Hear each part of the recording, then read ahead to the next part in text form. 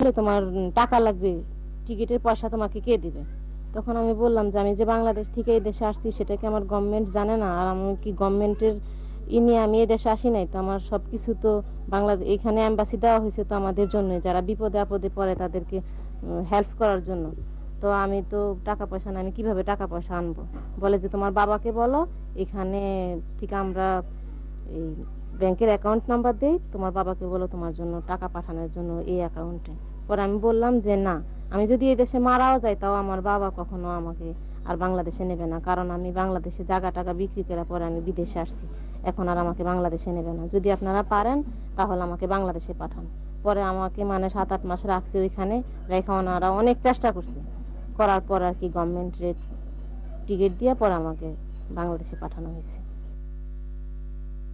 দালালকে শাস্তি দেবার মতো ব্যবস্থা গ্রহণ করার সাহস করা তো দূরের কথা, দেশে ফেরার পরও সে রেহাই পায়নি দালাল চক্রের দাবি থেকে।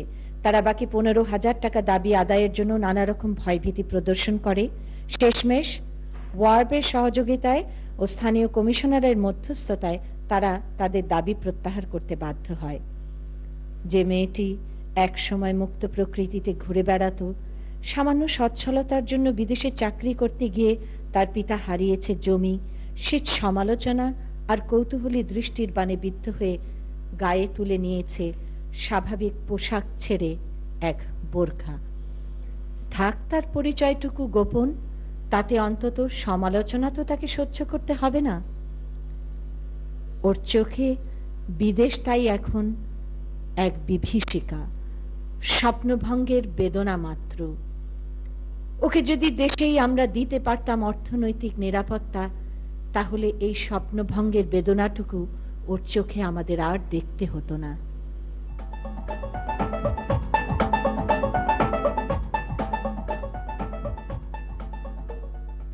আরো একজন মাঝে মাঝে চুপচাপ তাকিয়ে থাকে ওই ধানি জমির দিকে, বাপদাদার যে জমি বেচে সে গিয়েছিল বিদেশে পল্টন স্থিত দালালের মাধ্যমে। কথা ছিল হোটেলে দালালরা বড় চাকরি পাইয়ে দেবে, কিন্তু শেষমেশ চাকরি দিয়েছিল গার্মেন্টসে।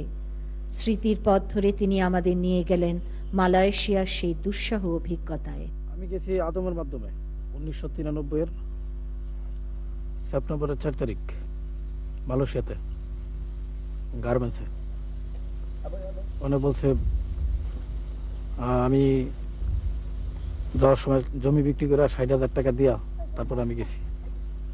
বলছে যে আমার ওখানে বেতন 25-30 হাজার টাকা বেতন হবে, দেশে তো ওই ধরনের কাজকাম নাই। তারপর চিন্তা করলাম যে দেশে থেকে কি হবে, বিদেশে গিয়ে কিছু পয়সা রোজগার করি। যাওয়ার পর আমরা প্রায় 200 লোক গেছি গার্মেন্টসে। ওখানে যাওয়ার পর ওই গার্মেন্টসের যে মালিকের সাথে আমাদের কথা হয়েছে, আমাদেরকে বেতন দিবে 30,000। তারপর দেখলাম যে বেতন 30,000 তো দূরের কথা, বেতন আমরা মাসে পাই 5,000-7,000, যা বেতন পাই অর্ধেক কাইটে রেখে দেয়। এটা নিয়ে অনেক আন্দোলন করার পর বছর দিয়ে যাওয়ার পর আমি ওইখানে অ্যাক্সিডেন্ট হয়েছি কাজ করতে গিয়া। আমার বাম হাতটা পঙ্গু অবস্থায় আছে, এখন আছে। পরে 1 লক্ষ টাকার উপর আমি খরচ করছি, কিন্তু তার বিনিময়ে কোনো কিছু হয় নাই। 3 বছর থেকে তারপর আমি আইসা পড়ছি। 2 মাসে 30,000 উঠতো, মাসের শেষ আমরা দেখতাম যে আমাদের বেতন আসতো 25,000। এটা নিয়ে কথা হইতো, হওয়ার পরে যে বেশি কথা বলতো মালিক আরে নিয়ে জেলখানায় দিত। তো আমরা মোটামুটি সবাই একদিন লেবার কোর্টে গেলাম। মালিক যখন জানলো যে আমরা লেবার কোর্টে গেছি, তখন আমাদের পাসপোর্ট যা ছিল, আমাদের মেয়াদ যে ছিল, মেয়াদের 3 দিন পর পুলিশ দিয়ে আমাদেরকে ধরে নিয়ে জেলখানায় দিল। জেলখানায় দেওয়ার পর আমরা ইমিগ্রেশন লোক আসলো, ওদেরকে বললাম যে আমাদের এই অবস্থা। 2 দিন পর আমাদেরকে জেলখানা থেকে মালিক আবার বার করছে।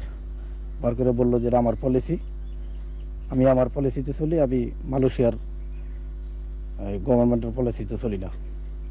আমার যে আইন, এটা আমি মালয়েশিয়ার সরকার আইনে আমি চলি না, আমার আইনে আমার সাথে চলে, আমি কারো কথায় কাজ করি না। তারপর এক এক করে অনেক লোকই দেশে চলে আসলো আর কি। তখন দেখলাম যে নিজেরও কোনো উপায় নাই।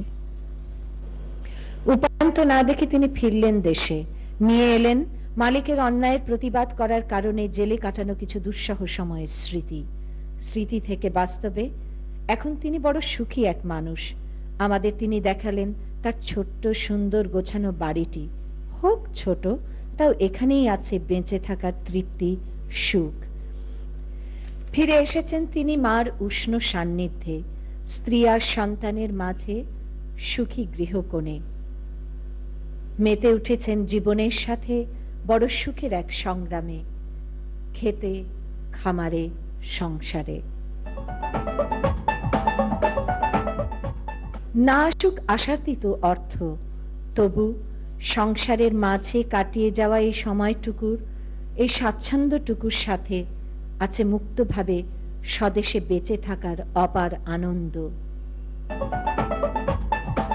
শান্তি আছে এই খেতেই, এই খামারে, এই জমিতে, এই গ্রামে।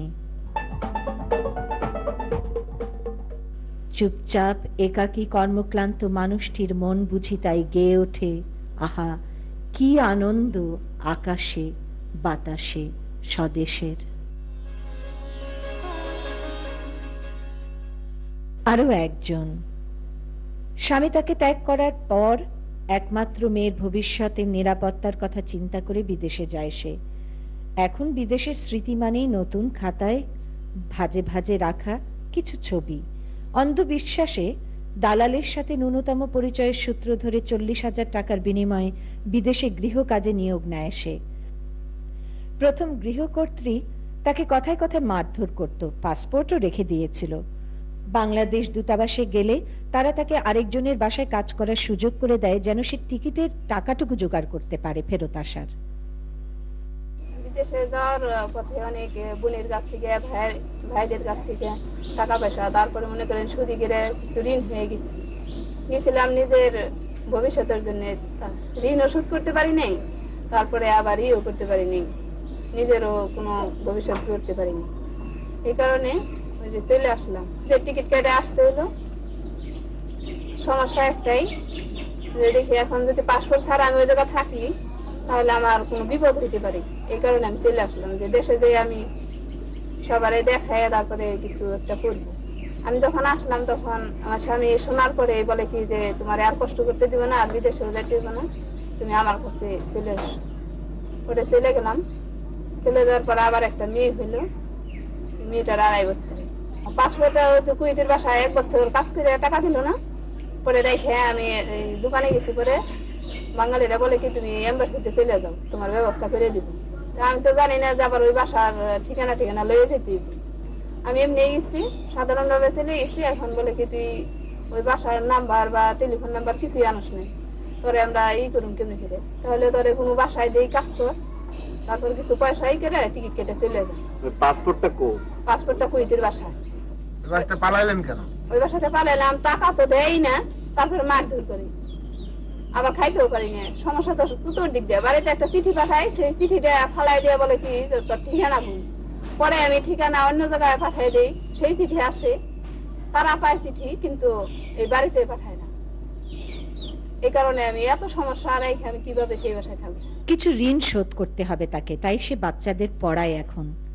তারপরও দেশে সন্তানের কাছে ফিরতে পারার আনন্দে আর্থিক কষ্টটুকু ভুলে গেছে সে। দেশে থাকতে পারার আনন্দে সংগ্রামময় বন্ধুর জীবনের পথ পাড়ি দিতেও রাজি সে।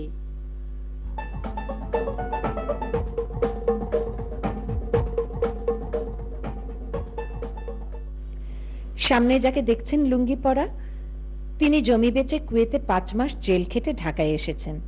কথা ছিল ছুটি শেষে বাংলাদেশ থেকে দ্বিতীয় দফায় কুয়েত গেলে তার যাওয়া আসার টিকিটটি মালিকই দেবে, কিন্তু মালিক শুধু আসার টিকিট দিয়েছে, ছুটি শেষে চাকরিতে যোগ দেবার জন্য যাবার টিকিটটি মালিক দেয়নি।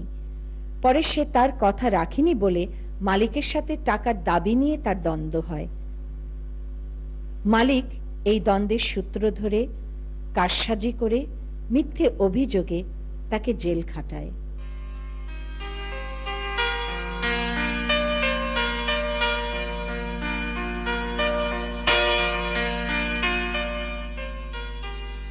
যে সঙ্গে ও জেলে গেল, সে সঙ্গে শুনে তারপরে ওর বাবা খুব অসুস্থ, এই জায়গা ও জায়গা ফোন করলো, আর খোঁজ করা পারলাম না। তারপরে খুব হয়ে গেল, পোলার চিন্তায় শেষ হয়ে গেল। তারপরে হেসে ঘরেই ফিরে গেল।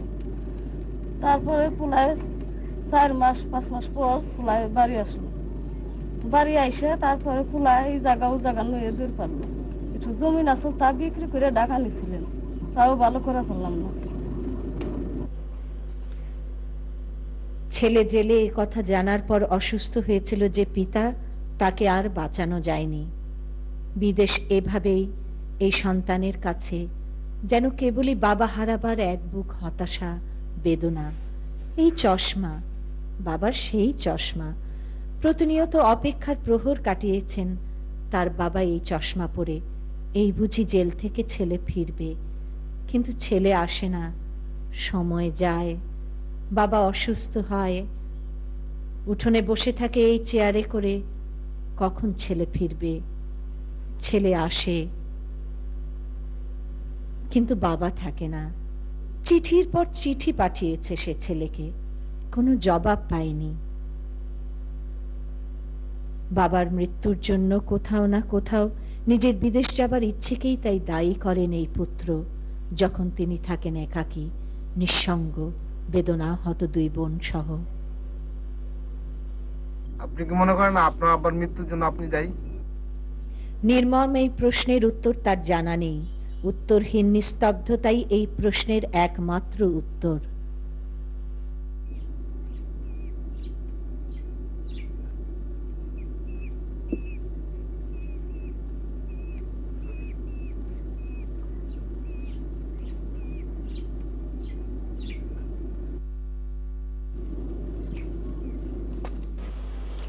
আমরা ওয়্যারবির সহযোগিতায় এমন এক মার কথা জানলাম যার ছেলে বিদেশে গিয়ে নিখোঁজ হয়েছিল। বহু কষ্ট করে গন্তব্যে গিয়ে আমরা জানতে পারলাম সন্তানের আগমন প্রতীক্ষায় অধীর মা মারা গেছেন। এখন ভিটাটা শূন্য। বিদেশে গিয়ে সফল হয়ে বৈদেশিক মুদ্রা অর্জন করেছেন এমন সফল কাহিনী নিয়ে আপনাদের সামনে একসময় উপস্থিত হব আমরা। আপাতত আমাদের আজকের পর্ব বিদেশে কর্মরত সফল ব্যক্তিদের নিয়ে নয়, বরং কেবল সেই সব প্রতারিত অসহায় কিছু ব্যতিক্রমী মানুষকে নিয়ে যারা শুধুই ব্যতিক্রম। সন্তানের আগমন প্রতীক্ষায় ওই মার প্রহর গুনতে গুনতে পরপারে চলে যাওয়ার বিষয়টি নিয়ে আমরা একটি দৃশ্যকল্প তৈরি করেছি। না জানি আকাশের ঠিকানায় কত চিঠি লিখেছিলেন এই মা। নিরুদ্দেশ ছেলে কোনো চিঠি পায়নি। এই ব্যতিক্রমী কিছু উদাহরণ আমাদের সচেতন হতে শেখায় কিভাবে প্রতারক আর দালাল থেকে সাবধান হতে হবে, তাদের বিরুদ্ধে আইনগত ব্যবস্থা নিতে হবে, নয়তো পরিণতি হবে এই মার মতো, যে শুধু আমৃত্যু নিরুদ্দেশ ছেলের নামে কেবল চিঠি লিখেই চলবে। একটা গান বড়ই মনে পড়ছে এখন, হোক বিদেশি, তারপরও বড়ই প্রাসঙ্গিক। ऊपर मेरा नाम लिखा है, अंदर ये पैगाम लिखा है, वो परदेस को जाने वाले लौट के फिर न आने वाले।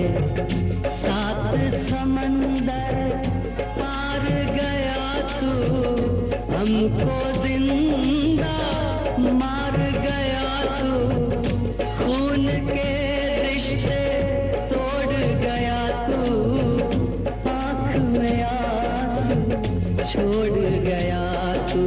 कम खाते हैं, कम सोते हैं, बहुत ज्यादा हम रोते हैं। चिट्ठी आई है, चिट्ठी आई है, आई है, चिट्ठी आई है, चिट्ठी आई है, वतन से चिट्ठी आई है।